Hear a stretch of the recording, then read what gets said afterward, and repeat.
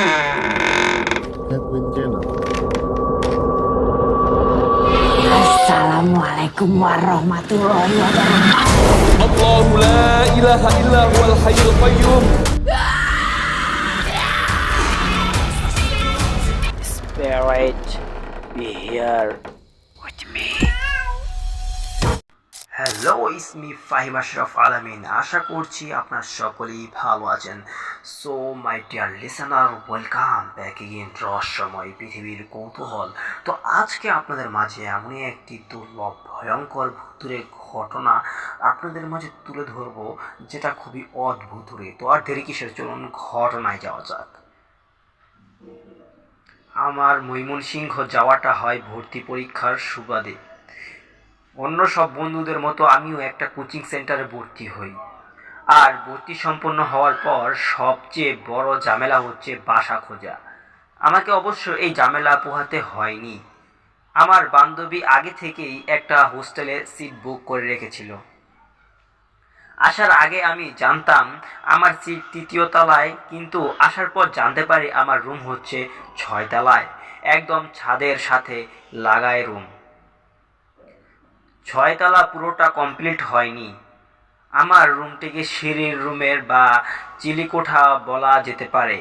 Room থেকে বের হলেই রেলিংবিহীন বিশাল ছাদ, লিফটবিহীন 6 তলা। হোস্টেলটা পছন্দ হওয়ার প্রধান কারণ হচ্ছে আমি যে কোনো সময় ছাদে যেতে পারবো, কোনো রেস্ট্রিকশন নেই। তারপর একদিন বইপত্র নিয়ে উঠে গেলাম গুলকিরাবাড়ি 6 তলা হোস্টেলের চিলিকোঠার রুমে। সারাদিন কোচিং ঘোরাঘুরি শেষে রাত হলে একা একা ছাদে বসে থাকতাম। 1 ঘন্টা পড়াশোনা করলে 1 ঘন্টা ছাদে থাকতাম।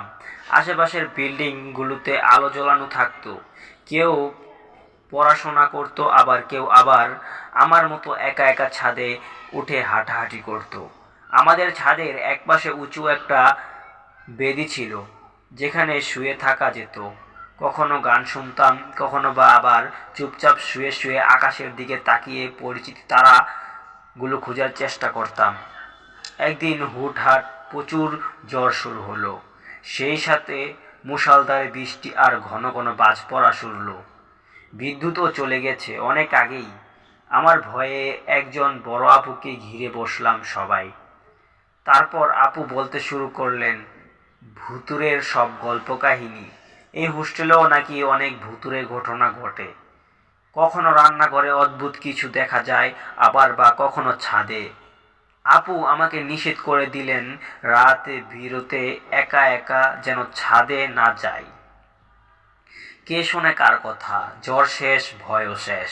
প্রতি রাতেই ছাদে যাওয়া চলতে থাকে আমার। রাত গভীর হয়ে গেল, চারপাশ যখন শান্ত থাকে তখন আরো বেশি অদ্ভুত সুন্দর লাগে শহরটাকে। এমনি একদিন আমার অনেক মন খারাপ ছিল। রাত তখন 2টা কিংবা 2:30 হবে। আমি একা ছাদে শুয়ে শুয়ে কান্না করছি আর আকাশের দিকে তাকিয়ে আছি। হঠাৎ মনে হলো আমার চারপাশটা কেমন শীতল হয়ে গেছে। কিছু একটা খুব সাবলীল ভাবে উঁচু বেদিটাতে উঠে এসে আমার মাথার পাশে বসলো। আমার পুরো শরীর তখন পাথরের মতো হয়ে গেছে। ছাদ থেকে আমার রুমের দূরত্ব 9 থেকে 10 ফুট হবে, কিন্তু নাড়াচড়া করার ন্যূনতম শক্তি পাচ্ছিলাম না।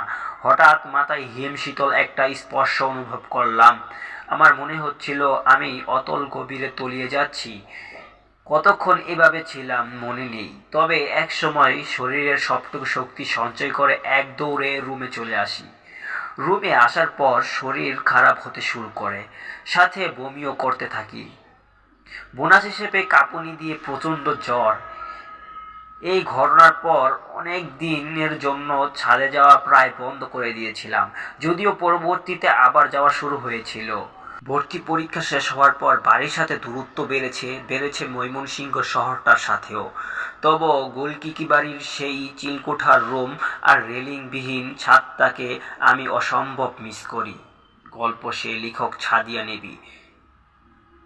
বিদ্রোহ গল্পগুলো পড়তে গিয়ে শুনতে গিয়ে যদি কোনো ভুল চোখে পড়ে ক্ষমা সুন্দর দৃষ্টিতে দেখবেন। সম্ভব হলে ভুলগুলো কমেন্টে জানিয়ে দিবেন। আপনাদের প্রতিটি প্রতিক্রিয়াই আমার জন্য বিশেষ এবং সেই ভালোবাসার সঙ্গেই এগিয়ে যেতে চাই। ধন্যবাদ পাশে থাকার জন্য। তো সকলেই ভালো থাকবেন, সুস্থ থাকবেন। দেখা হচ্ছে পরবর্তী আরও একটি দুর্দান্ত, ভয়ানক, দুর্লভ, অদ্ভুত ঘটনা নিয়ে। আল্লাহ হাফেজ।